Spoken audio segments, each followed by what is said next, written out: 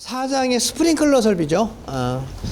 옥내 소화전 설비가 이제 끝났어요. 그래서 옥내 소화전 설비 첫 시간에 말한 것처럼 우리 이제 개통도가 있습니다. 그죠? 그래서 그냥 제가 이렇게 그냥 그린 것처럼 여러분들도 쭉 그리셔가지고 아래에서부터 쭉 여러분들 한번 생각을 해보시면서 정리하시면 가장 확실할 것 같아요. 뭐 법에 있는 문구 그대로 암기하기는 힘들잖아, 그죠? 그냥 우리는 머릿속에서 대략 짤막하게라도 정리를 해놓으시면 전체적으로 설비에 대한 걸 이해할 수 있을 것 같아요. 자, 스프링클러 설비예요.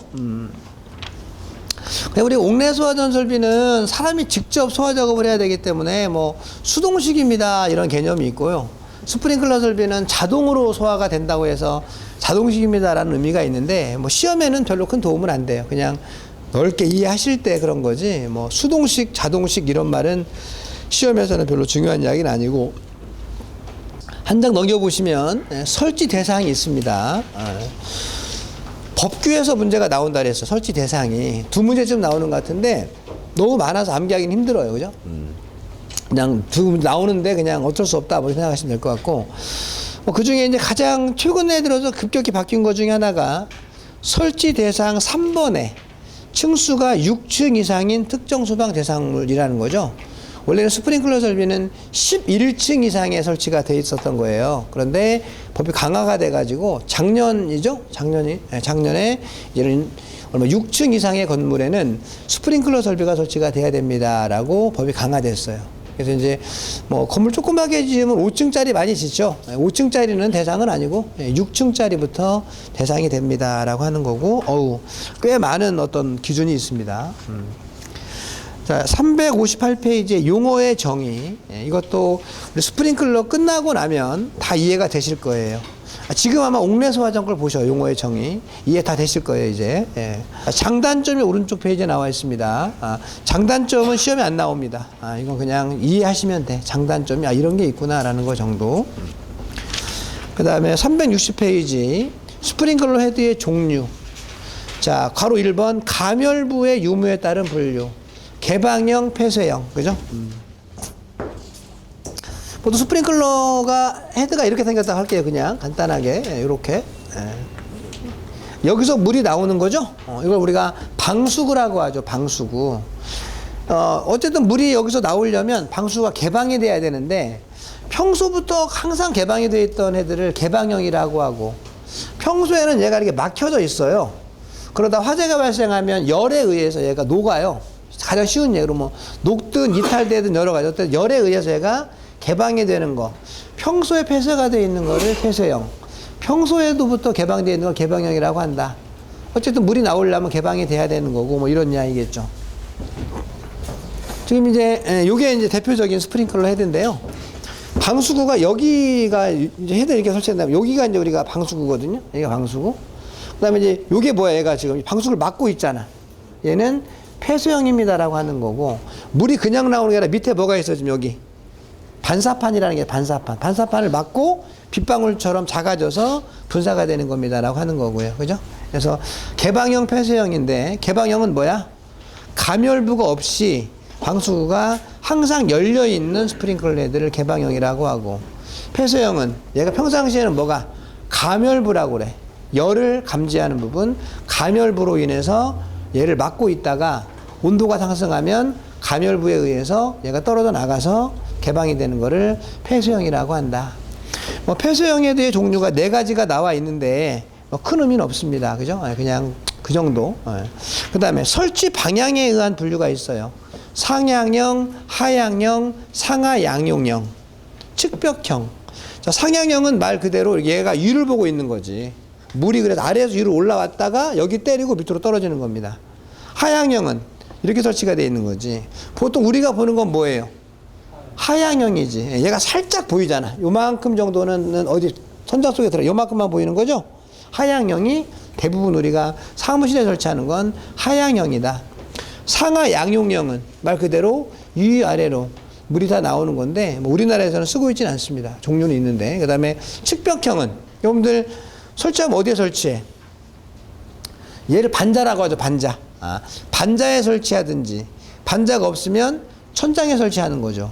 그런데 벽에 설치하는 게 있어. 벽에 이렇게 걔를 측벽형이라고 한다. 뭐 이런 이야기입니다. 그죠? 예. 주관식 아니니까, 객관식이니까 쉽게 여러분들이 맞출 수 있을 거예요. 5번. 스프링클러 설비의 종류 및 특징이 나와 있죠. 습식, 건식, 준비작동식, 부합식, 일제살수식. 5가지가 있습니다. 자, 이걸 제일 중요시해요. 자, 이게 지금 제가 스프링클러 설비를 그려놨어요. 그죠? 네, 그려놨는데, 전체적으로는 다 똑같아요. 수조 설치 기준, 흡입측 배관의 설치 기준, 여기에 성능시험 배관, 순환 배관, 물울림 장치 다 똑같아요. 여기까지는 무조건 다 똑같은 거야. 앞에. 예. 근데 요거만 좀 다른 거죠. 이제 옥내 소화전은 바로 그냥 그 층으로 가지 배관이 연결이 돼가지고 소화전이 있고 소화전 밸브를 열어야 물이 나가는 건데 스프링클러 설비는 요게 헤드죠. 요 헤드. 근데 배관에서 헤드로 오는 사이에 요런 걸 하나씩 꼭 거쳐야 돼. 거쳐야 돼. 그래서 얘는 스프링클러 설비인데 설비의 종류가 5가지가 있다라고 하는 거죠. 자, 가장 먼저 습식 스프링클러 설비가 맨 위에 있죠. 표에 보는 거, 표. 네.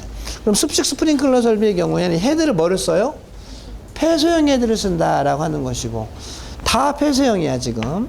그런데 맨 아래가 일제 살수식이 있는데, 걔만 개방형입니다. 벌써 이름에 표시가 나지. 자, 내가 여기 헤드가 많아. 근데 어디에서 어디에서 물이 방사가 되는 거예요? 여기서 화재 발생했다. 그러면 화점에서 가장 가까운 헤드의 온도가 먼저 올라가겠죠. 여기서 먼저 물이 나오고, 그 다음에 화재가 확산됐다. 여기서 이런 식으로 순차적으로 물이 나오는 거는 폐쇄형 헤드일 때 그러는 거고, 개방형은 여기서 화재 발생했다. 그러면 이쪽을 통해서 이 전체가 전부 다 뭐야? 물이 나오겠죠. 뭐라고 말해야 돼? 일제히 살수가 되네요. 일제 살수식 스프링클러 설비. 걔만 뭐야? 개방형 헤드를 사용합니다. 라고 보시면 돼요. 유수검지 장치 등. 자, 우리가 얘를 뭐라고 읽냐면 유수검지 장치라고 합니다. 유수검지 장치가 무슨 뜻이 한자니까 유체의 흐름을 검지하는 장치라는 거죠. 자, 화재가 아니면 물이 흘러가요, 안 흘러가요? 안 흘러가죠. 화재라고 하면 헤드가 개방됐다는 이야기입니다. 그럼 여기서 물이 나오면 여기서 물이 계속 흘러갈 수 있다는 이야기죠. 그래서 얘를 우리가 뭐라고 한다? 유수검지 장치 등이라고 하는데, 이름을 뭐라고 하냐면 이 설비가 습식 스프링클러 설비면 얘 이름은 습식 유수검지 장치, 이 설비가 건식이라고 하면 얘 이름은 건식 유수검지 장치, 이 설비가 준비작동식이라고 하면 얘 이름은 준비작동식 유수검지 장치, 이 설비가 부합식이라고 하면 부합식 유수검지 장치. 이래도 돼요. 근데 법에서는 부합식이라고 하지 않고 그냥 얘도 준비작동식이라고 했다. 오타가 아니라 법의 용어야, 법의 용어. 그러니까 우리는 그냥 우리끼리 말할 때는 부합식이라고 하면 더 깔끔하고 알아듣지. 그런데 법에서는 부합식 유수검지 장치라고 하지 않고 준비작동식 유수검지 장치라고 이야기를 한다. 그러니까 유수검지 장치만 봐서는 이게 준비작동식 설비인지 부합식인지를 알 수는 없는 거죠. 근데 부합식은 거의 안 쓰니까 뭐 준비작동식이라고 보시면 되긴 되는데, 어쨌든 뭐 이론적으로는 그래요.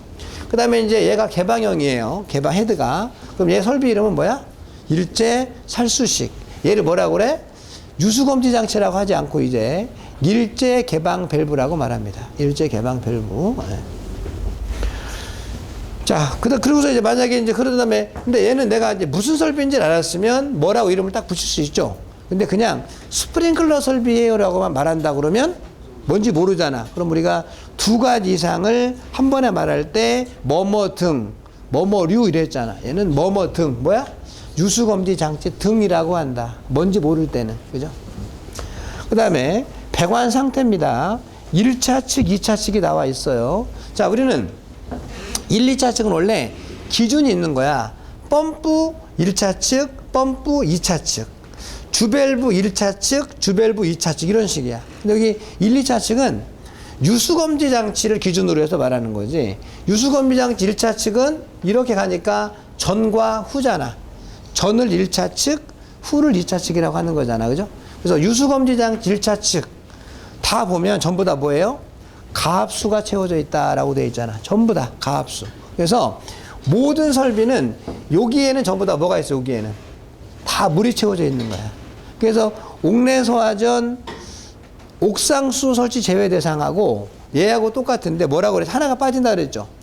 옥내소화전, 옥상수소 설치 제외는 7가지였잖아. 스프링은 6가지라 그랬었죠. 뭐가 하나 빠진다 그랬죠? 겨울에 동결의 우려가 있는 경우라 하더라도 여기는 무조건 물을 채워야 된다는 이야기지. 그래서 학교, 공장, 창고, 겨울에 동결의 우려가 있는 것에 대한 부분이 스프링에는 빠진다. 그래서 6가지밖에 없다라고 했던 것 같아요. 그죠? 여기는 무조건 뭐다? 물을 채워야 됩니다. 이제 차이는 2차 측이 어떤 상태냐에 따라서 구분한다는 이야기예요. 그래서 습식은 역시 여기도 물이 채워져 있다는 거야. 근데 그냥 물이 아니라 뭐지? 압력을 가지고 있는 물이라고 하니까 가압수라고 하죠. 그래서 1차 측 가압수, 2차 측 가압수. 건식은 1차 측 가압수, 2차 측은 물이 없다는 이야기잖아. 그죠? 그래서 그냥 비어 있는데 그냥 비어 있는 게 아니라 압축 공기, 압력을 가지고 있는 공기가 채워져 있는 거죠. 준비작동식은 가압수가 되고 여기는 뭐야? 저압 또는 무압입니다. 그러니까 역시 물은 없어요. 근데 압력이 이제 압축 공기면 건식일 것이고 그냥 이론적으로는 대기압보다 작은 상태다라고 보시면 돼. 대기압보다 작아. 그런데 이게 대기압보다 작은 진공 상태를 만들어 놨는데 의미는 없어. 나중에 보면 이게 오랜 시간이 지나다 보면 이 복잡한 설비 중에 어느 한쪽이라도 약간 틈이 생길 수밖에 없겠죠. 그럼 그때 공기가 빨려 들어가죠. 그때부터는 뭐야? 대기압이지. 그래서 사실 이론적으로는 저압 또는 무압이지만 현실적으로는 뭐야?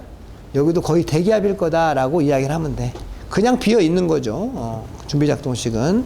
부압식은 1차 측은 가압수, 2차 측은 부압수라고 되어 있죠. 부압수. 부압수가 뭐야? 이 부압식은요. 한 몇 년 됐나? 한 4, 5년쯤 전에 어떤 반도체 회사에서 부압식을 설치했어요. 근데 그 회사 설치를 했는데 법에서 뭐 만들어줘야 설치를 할 거 아니야? 그래가지고 그 회사 때문에 법을 만들었어. 이 나쁜 회사지. 공부하게 생겼어, 우리한테. 그죠? 예. 안 했으면 이거 안 할 거 아니야. 그래가지고 그 반도체 회사가 이걸 하는 바람에 부압식이 생겼어요. 부압식은 옛날에는 그냥 2차 측에 물이 있다 그러면 전부 다 뭐야? 습식이었어요. 근데 지금은 물이 있다 그러면 물어봐야 돼. 이 물이 대기압보다 커요? 대기압보다 작아요? 대기압보다 크면 습식이라고 이야기하는 거고 대기압보다 작으면 뭐라고 말해야 돼? 부압식이라고 말해야 돼. 근데 부압식은 거의 설치하지 않기 때문에 그냥 물이 있으면 전부 다 우리는 뭐 습식이라고 하면 되겠지만 그래도 꼼꼼하게 물어봐야 돼. 뭐냐? 그죠? 그래서 대기압보다 작은 물이에요. 그럼 뭐야? 부압식이네요. 자, 그러면 일반적으로 물이 들어가면 대기압보다 큽니다. 일반적으로는. 물이 무조건 들어가는 순간. 근데 왜 여기는 물이 대기압보다 작아? 그러니까 여기다가 진공 펌프를 설치해 줘야 되는 거지. 물 넣고 진공으로 펌프가 쭉 당기고 있는 거지. 그죠? 네, 그게 우리가 진공 펌프가 있다 보지 마라. 1차 살수식은 1차 측은 가압수가 있고 2차 측은 뭐가 있어요? 그냥 헤드가 개방형이잖아. 그러니까 내와 외가 똑같은 압력인 대기압일 수밖에 없겠다. 여기 무조건 대기압이죠. 개방형은. 그죠? 네. 그래서 정리하고. 그 다음에 이제 맨 오른쪽 끝에 감지기와의 연동성. 감지기를 여기 없음, 있음이잖아요. 감지기를 설치하지 말라는 게 아니라 화재 감지기가 동작이 되는 거하고 스프링클러 설비 동작되는 거랑 연동이 있느냐 없느냐에 대한 거죠. 습식 건식은 없어요. 그래서 보통 우리가 감지기 옆에 주로 뭐가 있어? 헤드가 있겠죠. 우리는 뭐 설비가 없으니까 그런데 있으면 감지기랑 헤드랑 거의 같은 위치에 비슷하게 있을 거라는 거지. 근데 습식 건식은 감지기가 동작이 된다 하더라도 스프링클러 설비는 동작이 되지 않는다. 아무런 연동성이 없다는 이야기입니다. 나머지 뭐야? 준비작동식, 부압식, 1차 살수식은 감지기가 동작이 되면 스프링클러 설비가 동작이 된다는 거야. 같이 연동성이 있으니까. 뭐 그렇게 보시면 되겠죠. 그죠? 네.